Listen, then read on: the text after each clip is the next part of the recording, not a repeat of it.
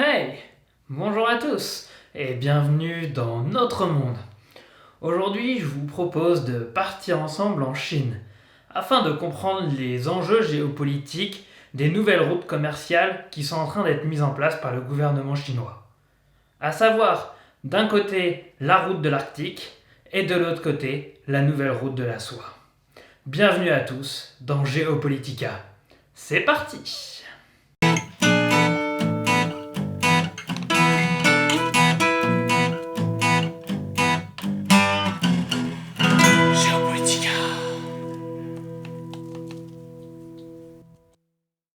Avant de vous expliquer en détail les deux routes dont on va parler aujourd'hui, je vais commencer par contextualiser le pourquoi du comment. Tout d'abord, l'élément principal à savoir est que la Chine est le premier exportateur mondial. Ainsi, en 2019, la Chine a exporté pour plus de 250 milliards de dollars de marchandises, très loin devant les États-Unis en deuxième position et leurs 166 milliards de dollars exportés toujours en 2019. Ainsi, la création de nouvelles routes commerciales par la Chine répond à deux enjeux géopolitiques importants, un enjeu interne et un enjeu externe. Tu peux être plus précis? Ouais, j'allais y venir. Bon, d'abord, je vais commencer par l'enjeu interne qui est toujours un petit peu moins évident que l'enjeu externe. Donc l'enjeu interne pour les autorités chinoises, c'est de mieux répartir les richesses au sein de son pays. Ainsi, lorsqu'on regarde la carte des richesses par région en Chine, on voit aisément que l'est de la Chine est bien plus riche que l'ouest de la Chine. Donc l'enjeu interne est réellement de rééquilibrer cette balance et de pouvoir créer plus de richesses dans les régions de l'ouest chinois. Les différences de revenus entre les populations de l'ouest de la Chine et les populations de l'est de la Chine s'expliquent principalement d'un point de vue géographique. En effet, à l'est de la Chine se trouve la mer de Chine, longue de près de 14 500 km. Ce qui permet d'ailleurs à la Chine d'être le 12e plus vaste espace côtier mondial. Ce vaste espace côtier a permis d'implanter de grands ports, tels que celui de Shanghai ou de Hong Kong, qui ont par la suite permis à ces régions de la Chine de fortement se développer en exportant des marchandises partout dans le monde. Néanmoins, aujourd'hui, les dirigeants chinois souhaitent rééquilibrer la balance entre les régions de l'est de la Chine riche et les régions de l'ouest de la Chine qui sont plus pauvres. Cela est aussi principalement dû au fait qu'à l'ouest de la Chine, il y a la région du Tibet et du Xinjiang qui ont tous les deux de grosses velléités d'indépendance. D'ailleurs, ces deux régions feront probablement l'objet d'une vidéo à part entière sur cette chaîne parce que c'est un sujet géopolitique vraiment ultra intéressant. Certes, mais du coup, les enjeux internes, dis-moi si je me trompe, mais c'est bien d'éviter la révolte des habitants, c'est bien ça? Et bah oui, effectivement, principalement, c'est bien ça. La Chine a beau être une dictature, c'est tout de même un pays de plus d'1 milliard d'habitants, et donc les dirigeants doivent un tout petit peu aussi quand même prendre en considération les habitants. Je vois. Mais du coup, c'est quoi les enjeux d'un point de vue externe, dis-moi? Alors, les enjeux d'un point de vue externe pour la Chine sont principalement de desserrer l'étau géopolitique qui incombe à ses exportations. En effet, lorsqu'on regarde ses voisins proches, la Chine a des tensions géopolitiques assez fortes, que ce soit avec le Japon, la Corée du Sud, Taïwan, le Vietnam ou encore les Philippines. Donc ainsi, avoir de nouvelles routes commerciales permet à la Chine de pouvoir continuer ses exportations tout en trouvant de nouvelles routes, de nouvelles voies pour continuer sa croissance. Je sens qu'on est pas mal niveau contexte là. On peut parler des routes en elles-mêmes? Ouais. on y va, c'est parti. Je te suis. Commençons donc par la route qui est probablement la moins médiatisée aujourd'hui, à savoir la route de l'Arctique. D'ailleurs, petite parenthèse, comment distinguer l'Antarctique de l'Arctique? Moi, j'ai un moyen mnémotechnique assez simple. Je regarde le nombre de lettres, donc il y a plus de lettres dans l'Antarctique que dans l'Arctique, donc pour moi, c'est plus lourd, donc ça coule, donc l'Antarctique est au pôle sud, et l'Arctique est au pôle nord. Allez, fin de la parenthèse, reprenons les choses sérieuses. La route de l'Arctique, comme son nom l'indique, est une route qui passe près du cercle arctique, donc près du pôle nord. Celle-ci commence au niveau du détroit de Bering, qui est le détroit qui sépare d'un côté la Russie et de l'autre côté l'Alaska, qui appartient aux États-Unis. Et ensuite, cette route se scinde en deux. La route du nord-ouest qui va longer tout le nord de la Russie pour arriver jusqu'en Europe, et la route du nord-est qui va longer tout le Canada pour aller jusqu'à la côte est américaine. En fait, cette route profite du changement climatique et du réchauffement de la planète et des fontes des glaces pour pouvoir se frayer un chemin entre les icebergs. Attends, à cause de toute cette pollution qu'on engendre, on crée de nouvelles routes maritimes? On m'explique là. Ouais, je sais, ça peut paraître un peu paradoxal que grâce, ou plutôt à cause de la fonte des glaces, on crée de nouveaux moyens maritimes pour pouvoir continuer à consommer plus. Mais bon, si on y réfléchit, on peut aussi voir les choses de manière un petit peu différente. C'est-à-dire? Bah, selon toi, pourquoi est-ce qu'on va utiliser cette nouvelle route? Parce qu'on le peut?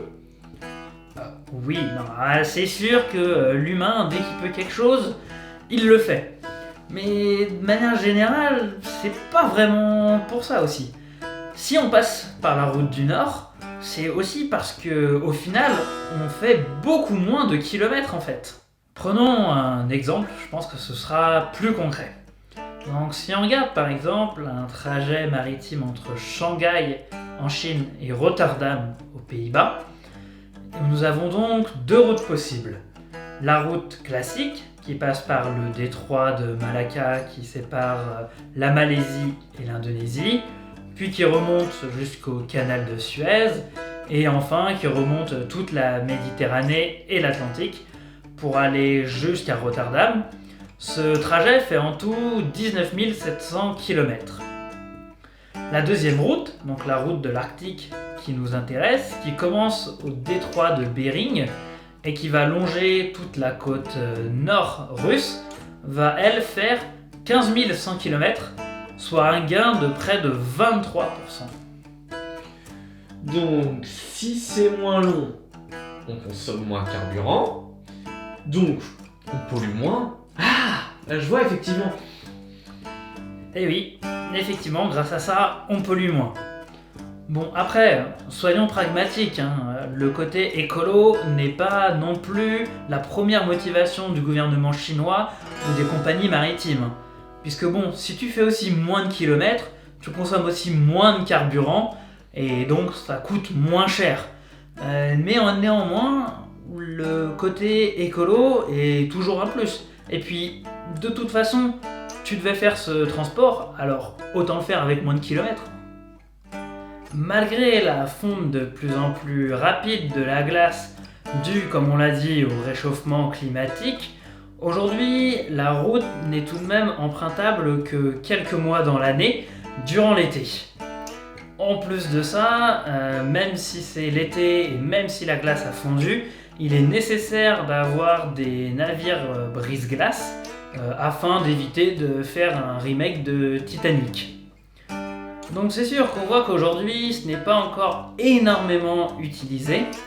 Néanmoins, dans les années à venir, il y aura de plus en plus de trafic sur ces routes qui ont quand même un avantage géographique et géopolitique indéniable. Parlons maintenant de la nouvelle route de la soie voulue par le gouvernement chinois. Pourquoi nouvelle? Il y en avait une ancienne? Et bah oui, figure-toi, effectivement, il y avait une ancienne route de la soie qui a commencé il y a environ 2000 ans et qui, en gros, s'est arrêtée au 15e siècle.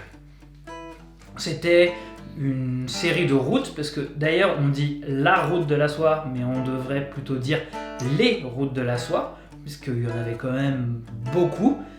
Donc toutes ces routes de la soie en fait partaient de la Chine, passaient par l'Asie centrale, par le Moyen-Orient et allaient jusqu'en Europe. C'était principalement des routes terrestres, mais aussi des routes maritimes. Le nom de route de la soie vient, comme son nom l'indique, de la soie, qui était principalement fabriquée par la Chine à cette époque et qui était très prisée en Europe. Comme quoi, on voit bien que finalement, la mondialisation, ça date pas d'aujourd'hui. Il y a 2000 ans, les Chinois commerçaient déjà avec l'Europe. La nouvelle route de la soie est un projet présenté en 2013 par le président chinois Xi Jinping. En gros, ce projet vise à reconnecter la Chine principalement avec l'Europe par l'instauration de nouvelles voies terrestres, en gros des autoroutes, par des nouvelles voies ferroviaires, par la modernisation de flux maritimes déjà existants et par la création d'oléoducs et de gazoducs. Nous allons maintenant voir ensemble ces différentes composantes de ce projet qui est réellement un projet titanesque. Je vais d'abord commencer par vous détailler la partie ferroviaire de ce projet. Je commence par cette partie parce que c'est la partie la plus avancée et la partie qui est déjà opérationnelle aujourd'hui. Donc ce projet ferroviaire vise à créer des voies ferroviaires entre la Chine pour aller desservir jusqu'en Europe. Cette voie ferroviaire part de deux villes, principalement en Chine, qui sont Wuhu, qui est une ville à côté de Shanghai, et Chongqing, qui est une ville au centre du pays. D'ailleurs, petite parenthèse par rapport à Chongqing, je pense que peu de gens parmi vous connaissent cette ville. Or quand même, Chongqing, c'est la troisième plus grosse ville chinoise, avec près de 16 millions d'habitants, et c'est la capitale mondiale de la fabrication de produits électroniques. Une fois la marchandise à la frontière entre le Kazakhstan et la Chine, les conteneurs sont une première fois transbordés. C'est-à-dire qu'on prend les conteneurs d'un train et qu'on les recharge sur un autre train. En fait, on est obligé de faire ça puisque l'écartement des voies dans les ex-pays de l'Union soviétique est plus large que la norme internationale. Donc une fois ces conteneurs rechargés, le train va traverser tout le Kazakhstan, la Russie et la Biélorussie.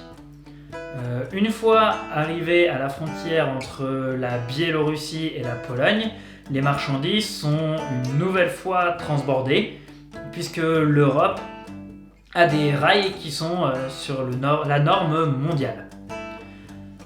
Une fois transbordé, donc, le train continue sa route en Pologne pour arriver jusqu'en Allemagne, à Duisbourg et Hambourg. Il y a aujourd'hui des projets pour étendre cette ligne jusqu'à Londres et jusqu'à Madrid, mais aujourd'hui ce n'est pas encore le cas. En 2019, cette ligne ferroviaire a représenté près de 2% du volume échangé entre la Chine et l'Europe. C'est quand même assez anecdotique ton truc. Et pour le moment, effectivement, ça reste anecdotique. Néanmoins, il faut quand même se dire que la ligne, elle a quand même moins de 10 ans et elle est en très très forte expansion. Notamment en 2020 où il y a eu des gros problèmes avec le transport maritime dû au Covid. D'ailleurs, dans mon expérience professionnelle, j'utilise moi-même ma ligne pour transporter des conteneurs depuis Chongqing jusqu'à Duisbourg. Et franchement, ça marche super bien. Seule petite remarque pour le Chinese Railway qui gère cette ligne, si vous pouviez avoir un meilleur tracking de vos trains, ça m'aiderait beaucoup. Passons maintenant à la partie maritime de la nouvelle route de la soie.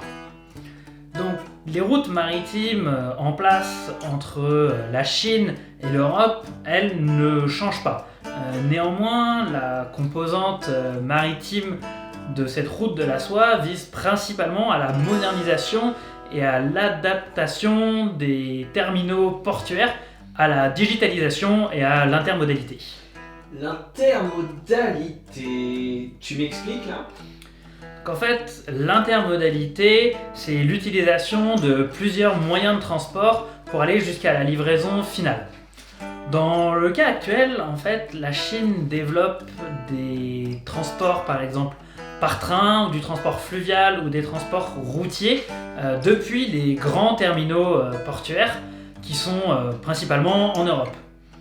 Ainsi, la Chine a énormément investi dans le port de Rotterdam, dans le port de Anvers, dans le port d'Hambourg, dans le port de Venise et surtout dans le port du Pirée en Grèce, qui est probablement le port qui a été le plus connu, puisque en fait la Chine a profité de la crise de la Grèce pour racheter à très bas prix ce port et en faire son gros hub pour toute l'Europe.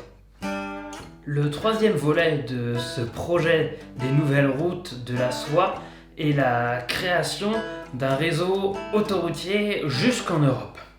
Aujourd'hui, il y a principalement une ligne qui est en projet, qui part donc de la Chine, qui globalement dans la Chine suit à peu près la voie ferroviaire jusqu'à la frontière kazakh, puis ensuite qui bifurque, qui passe au Kyrgyzstan, en Ouzbékistan, au Tadjikistan, en Afghanistan, en Iran, en Irak, en Turquie, et qui ensuite remonte l'Europe pour aller jusqu'à la Russie. Il existe aussi deux autres projets autoroutiers qui sont tout de même pas mal avancés. Donc l'un qui consiste en une autoroute entre la Russie et le port de Rotterdam, et une autre autoroute qui prévoit la liaison du port de Venise, dans lequel les Chinois ont d'ailleurs fait de gros investissements, aussi dans le cadre de la route de la soie, mais pour la partie maritime. Donc ils veulent relier ce port de Venise au port de Rotterdam. Il existe aussi d'autres projets, mais pour lesquels j'ai pas trouvé énormément d'infos et pour lesquels ça reste assez hypothétique. Donc par exemple, on peut citer une autoroute qui traverserait quasiment toute la Russie, donc de Vladivostok jusqu'à Moscou, ou encore une autre liaison qui ferait un trajet entre la Chine et le port de Gwadar au Pakistan. Bon, même si aujourd'hui, il faut bien voir que ce projet reste encore au stade du projet. Les autoroutes, en fait, elles sont déjà faites jusque dans la Chine, jusqu'à la frontière kazakh, mais derrière, pour le moment, ça utilise les infrastructures actuelles, qui sont des infrastructures tout de même assez vieillissantes. Néanmoins, avec le pouvoir qu'a la Chine et les investissements qu'ils font, c'est sûr qu'en quelques années, d'ici, je dirais peut-être 10 ans, c'est sûr et certain, il y aura une autoroute directe entre la Chine jusqu'en Europe, ce qui est quand même un projet, encore une fois, titanesque et remarquable de par en plus le nombre de pays qu'il traverse.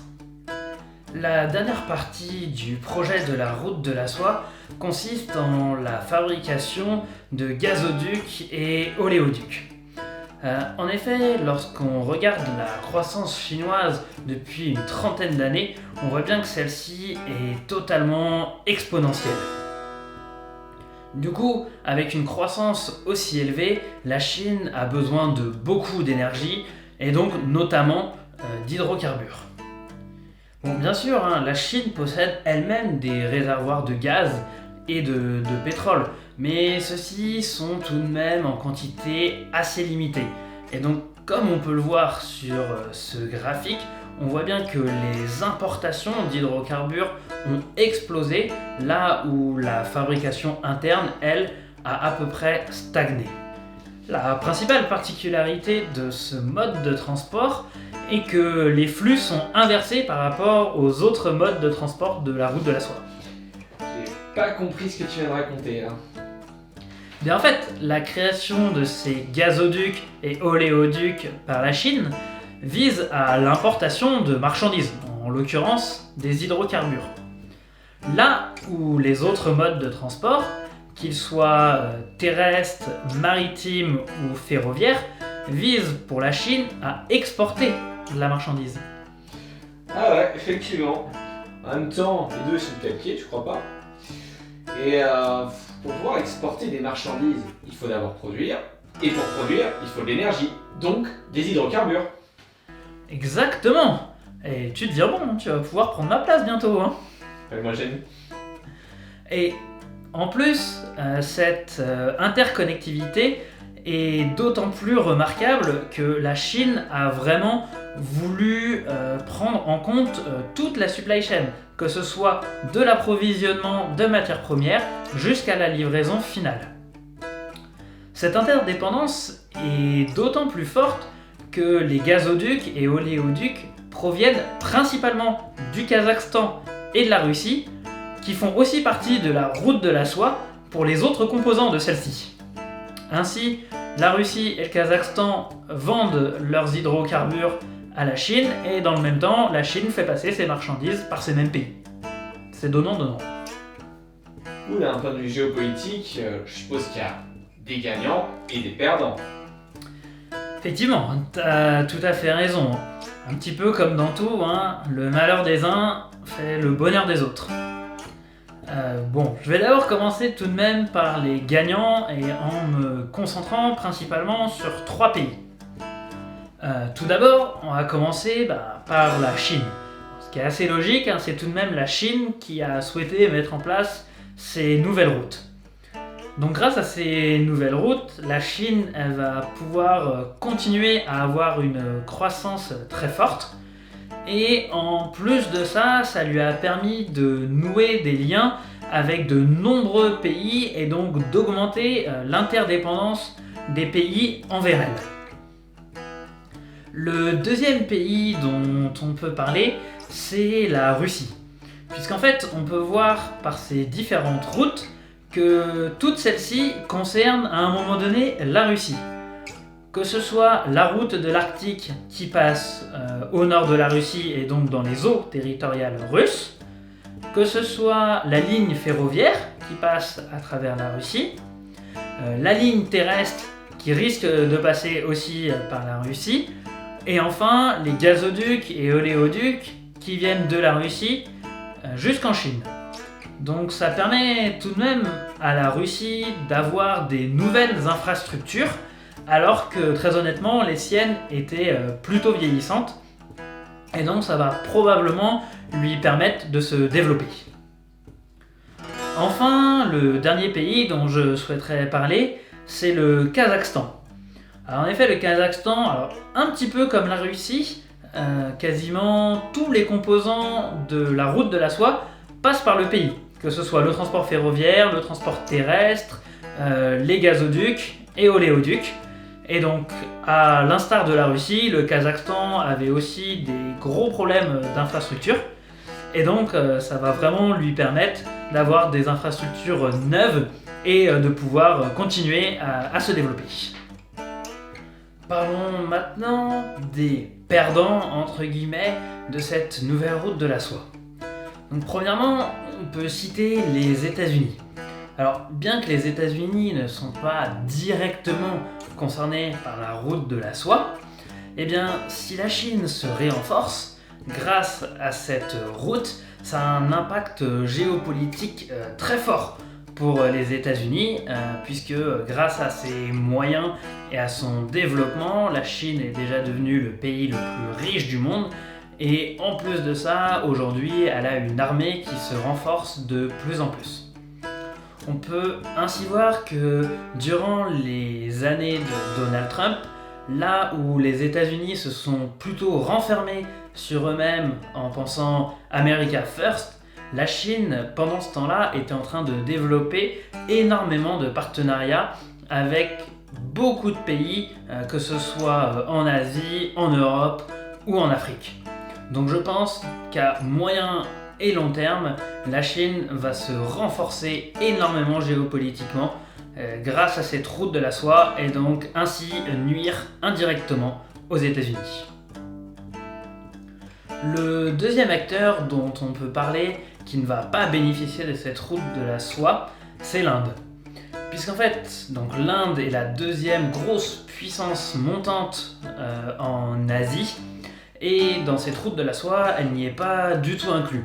Bon, en effet, c'est sûr que les deux pays, l'Inde et la Chine, sont quand même assez concurrents. En plus du fait que la Chine développe des routes alternatives aux routes maritimes, ça affaiblit pas mal l'Inde.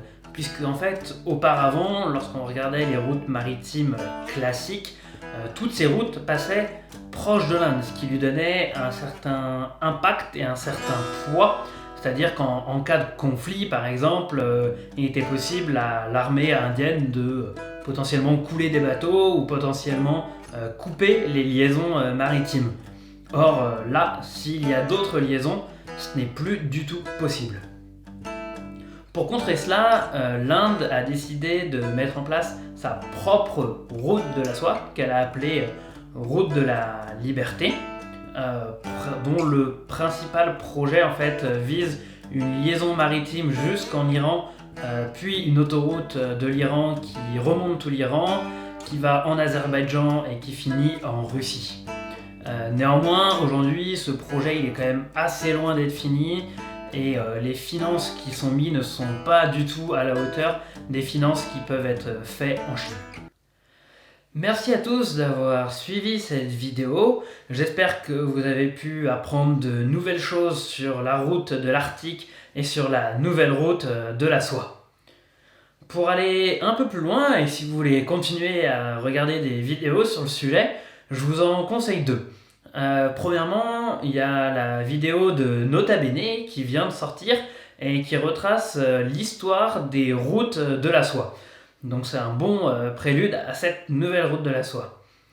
Le deuxième reportage que je peux vous conseiller, c'est un reportage d'Arte qui a été fait il y a environ un an et qui parle des composantes de cette nouvelle route de la soie.